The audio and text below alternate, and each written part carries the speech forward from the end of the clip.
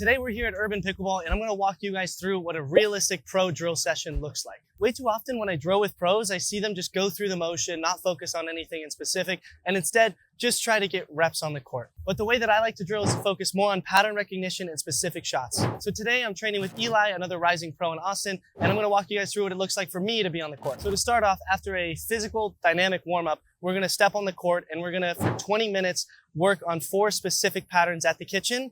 And the only way that we get to the next one is by making 50 in a row. And then after that, we each work on one specific trait that we want to improve at the kitchen, as well as at the baseline. And that's gonna take up the majority of the drill session. It's probably gonna take up an hour 30 of it. Typically, I like to train for around 2 hours. And what I really like to focus on is dialing in a specific pattern. That's what you're gonna see. That's gonna be the theme. This entire video is focusing on one specific pattern over and over and over and over. So let's get into it.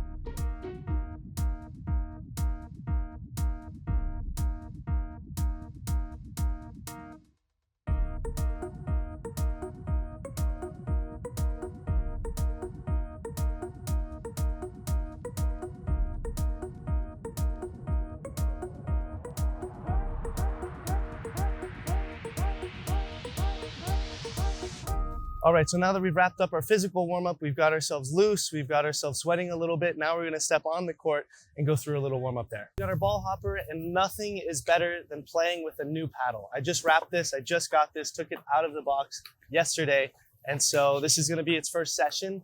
Nothing is better than the new paddle feeling, so this is gonna be a great drill session already. So for our dinking warm-ups, we have 4 patterns that we're gonna go through. So the first pattern is gonna be dinking same box, except cross box. We're gonna try to do 50 in a row, and if you miss it into the net, then your count resets to 0. If you miss it wide, or if it dribbles over the net and you can't get to it, we still keep going. The only caveat is that you cannot hit it in the net. And then we're gonna go ahead and repeat this with cross on the other side of the box. And then what we're gonna do is we're gonna do straight up down the middle, 50 in a row right here. And then we're gonna do lion dinks, 50 in a row. Keep in mind, you're still not going to cheat. So every time I hit this cross-court dink, I'm not going to sit right here. I'm hitting this cross-court dink, coming back to the middle of my box, and then going back to hit that dink. We're gonna act like this is still active gameplay. And what else we're gonna look for is if you can take a ball out of the air, no speed ups, but you're gonna try to still add pressure on your opponent. Even though you guys are both trying to hit 50 together, if you have a high ball or if you get a high bounce, try to roll it and try to add pressure. Now, getting through these 4 drills right here can take around 15 to 20 minutes. They can take more or less depending on how you feel.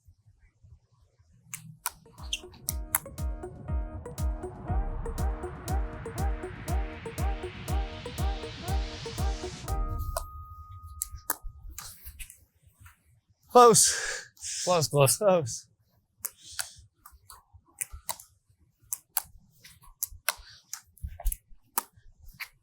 So we play that, as long as it's not in the net.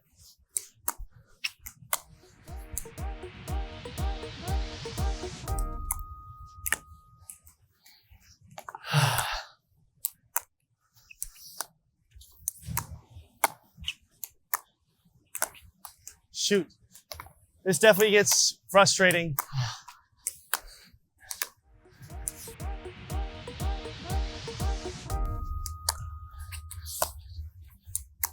$30. Oh. Amen.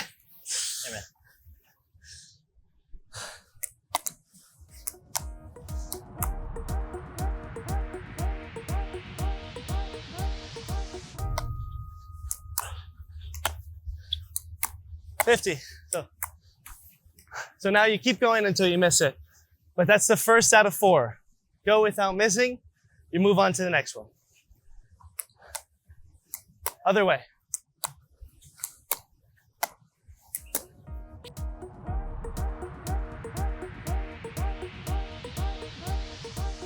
$48.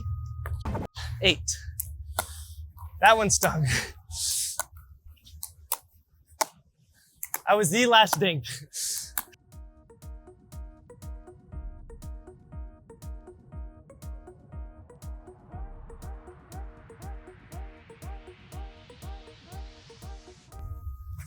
And then like we just passed 50. Now it's Still no speed ups, but since we know we accomplished that 50 mark without missing, we're gonna try to add even more pressure right here until the ball goes in the net. There you go. These drills are just supposed to get you used to the same exact patterns that you're gonna be given every single point. Whether it's hitting a dink straight up or hitting it to the middle, this is what we're training right now, is just getting our footwork and our positioning in the right spot every single time.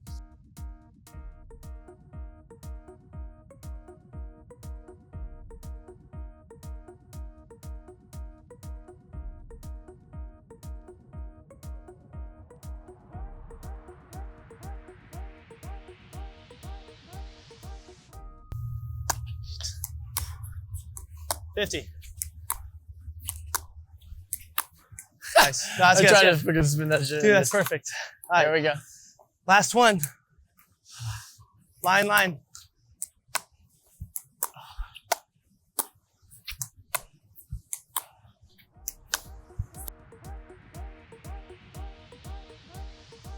Another thing to note is what I'm trying to teach myself is to always lean in first. As soon as contact is made, I'm trying to lean in, and then if I judge it poorly, then take a step back. I'm not looking to just be defensive, let it bounce every time. I'm actively looking to lean in when Eli makes contact with the ball. And it's nice because this drill kind of incentivizes it, because you get more hits faster when you take more balls out of the air. So I'm looking to reach in, then no. Nope. But I'm always looking to reach in and take that ball.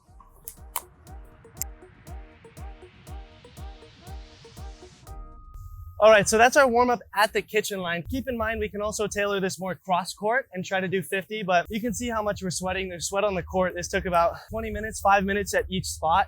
And this is actually a really good drill just to get you used to hitting the same ball over and over again, getting that robotic motion used to in your head. I know it's crazy because we're literally just taking one step at a time, but you repeat that over and over, plus we're in Texas, it's actually really tough. One thing that I've been trying to work on with my drive is experimenting with just breaking my wrist and keeping my arm straight, or breaking my wrist as well as bending my arm. So like one bend right here, like a Carlos Alcaraz when they make contact on their drives, or like a Yannick Sinner with a two bend where they bend their elbow as well as their wrist. And honestly, what I really liked was bending my elbow as well. Yeah. I think right now I extend, but I think that gives maybe a little bit more whip, but not as much like control. Yeah. And I think bending my elbow right here gives me a lot more control. I'm taking it closer to my body, and I really like the way those are feeling. So I think I'm just gonna try to keep making that adjustment where I bend my elbow instead of just bending my wrist. So now that we worked our butts off at the kitchen line, got all sweaty, got a little used to some footwork, our bodies are warm now. Now we're gonna implement kind of the reward of doing all of that, which is hitting counters. This is the fun part. This is what we all enjoy. And we have a ball hopper here full of 250 balls, and we're gonna run through them. We're gonna start by going around 50% just to get used to the ball, because just like your body, your eyes also need to get warm. That's why you see F1 drivers with the tennis ball. That's why you see Yannick Sinner with the tennis ball. There's a lot of different examples of why you need to get your eyes warm. So we're gonna do this as well before we get into anything more. Now, after getting used to that for a little bit, we're gonna up it to around like 80%. Notice with these counter drills to start off, we're not trying to hit the ball down. We're just trying to hit it in our opponent's box right here in between their shoulders and their hips, just to get a lot of reps quick.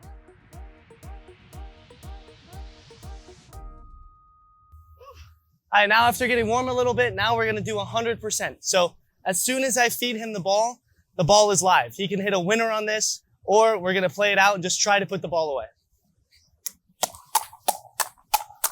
Nice. And just for rhythm purposes, I want to toss it, not take it out of the air, but instead off the bounce, because that's a little bit easier for timing. And every time I feed, since I'm trying to initiate a long hands battle, I'm only going to speed up in Eli's box right here, in between his hips and his shoulders, so he knows exactly where it's coming.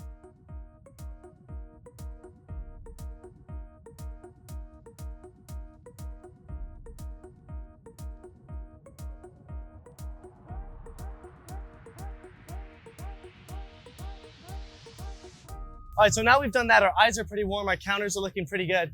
And this is exactly why we need a ball hopper, because we're running through these balls really quick. We have tubes as well to pick up afterwards. But now that we're done warming up our patterns, we're gonna work on specific speed up patterns that we think we need to improve on. So I'll go first. One that I'm really looking to improve on is my forehand speed up. I'm trying to hold it a little bit better and make sure that I have not only the middle speed up available, but the cross body in front of me. So what we're gonna do is we're gonna coordinate that pattern every single time. I'm gonna toss Eli a ball. He's gonna feed a dead dink to the middle of the court right here, and then the ball is live. I have to speed this ball up, and I'm just gonna work on finding the specific pattern that I want and playing it correctly. So we're gonna run through this basket. I'm gonna toss Eli a ball. He's gonna feed me a dead dink in the middle. Ball's live. He knows I'm gonna speed it up. He just doesn't know where. So what Eli's gonna work on in this drill is figuring out when to counter with a forehand or counter with a backhand, when to slide, and the subtle tells if I give a ball away on where I'm going to go. And since we're drilling, he's actually gonna talk to me about what he sees in my shot and what I can improve because he's the one looking at it.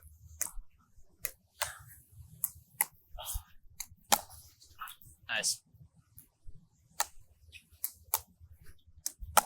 Ah, good. Net. And so now, after working on my specific forehand speed up pattern off the bounce, we're gonna transition over to whatever Eli wants to work on. So Eli, Yeah. what in specific do you wanna work on? I want to work on, instead of forehand, probably backhand speed ups off the bounce. Yeah. That's kitchen? Yeah. Perfect.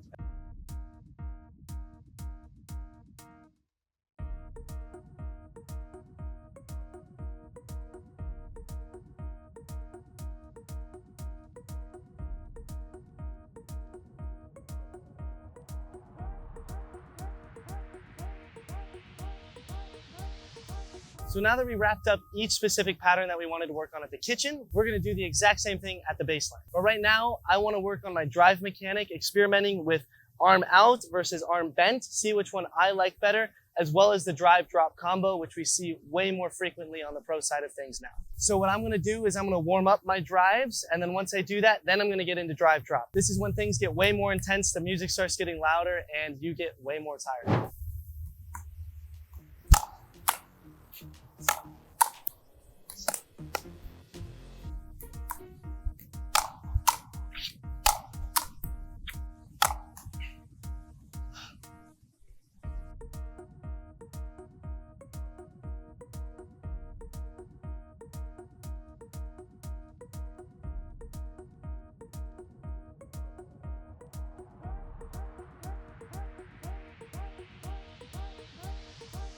Now, after warming up drives, we're gonna go into the drive drop, which means that Eli is gonna go cross, I'm gonna drive middle, and then drop cross, and then that's gonna be a repeating pattern, and we're gonna see how many times I can do it until the ball lands in the net. This is simulating my third shot as a drive, and then my fifth shot as a drop approach. Except since we're pattern locking, I'm just gonna focus on the drive drop, and then go back to the drive drop. And if I hit a good drive, but then pop up my fifth shot drop, then I'm going to keep trying to hit drops until it lands in the kitchen, and then I'm gonna go back to a drive.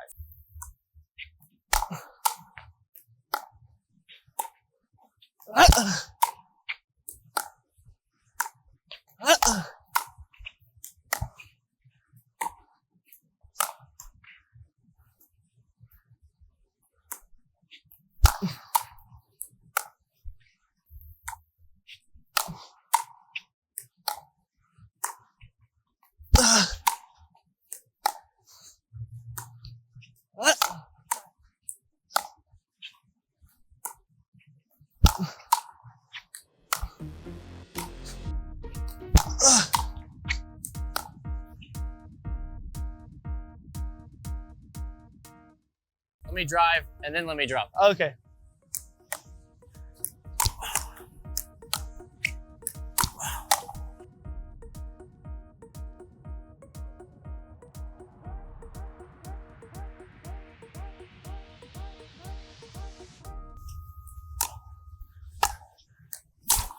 How are my drives?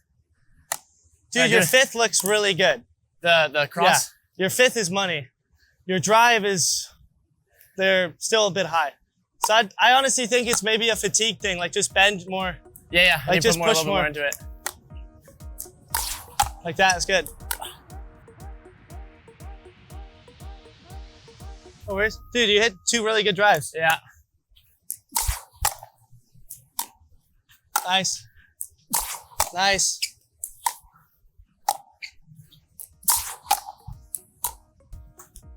All good. Yeah. And keep in mind, for me, it's easy because it's all my backhand. For a righty, you're jamming them right here with that. Right.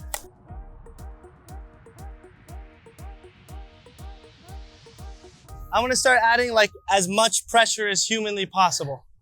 All right, wait, give me a breather then. Yeah. Oh my gosh. This is the final stretch. Little sip. We do this for like 4 minutes, 5 minutes, then that's it.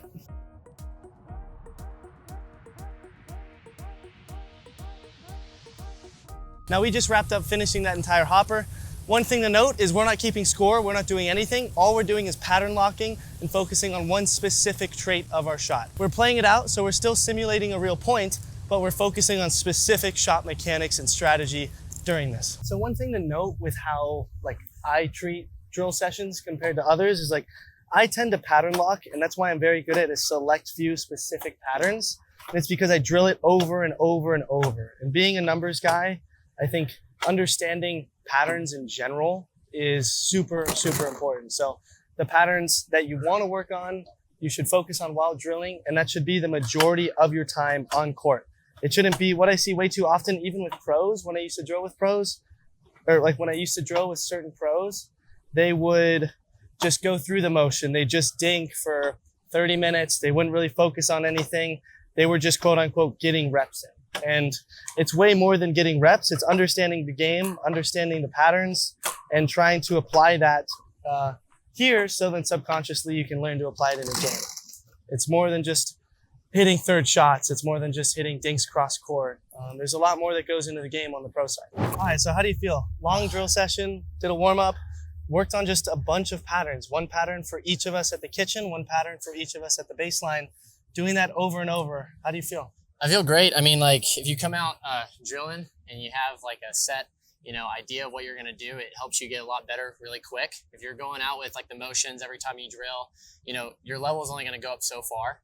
So if you really focus on your weaknesses and work at it, put a little bit more effort than you think that you need, and then you'll get better each time. Yeah. A lot more faster. Dude, well, thanks for coming out. I hope you guys took something away from this video, and as always, I'll see y'all next week.